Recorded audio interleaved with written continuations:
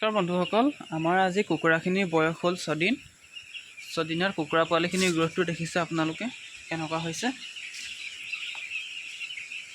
চাওক, আমাৰ ইয়াত পোৱালি আছে 400।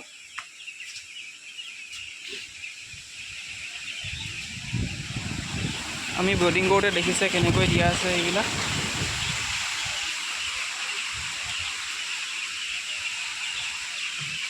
এই চাইডে চাইডে আমি সম্পূৰ্ণকৈ ঘূৰিব পৰাকৈ স্পেচ ৰাখি থৈছোঁ।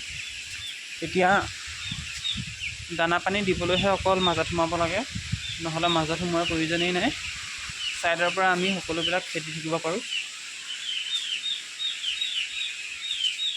বাহিৰত বতাহ মাৰি আছে, সেইবাবে কুকুৰা পোৱালিখিনি অলপ ভয় খাই আছে এতিয়া। গৰমৰ কাৰণে যিহেতু ত্ৰিপাল পৰা নাই। চাওক,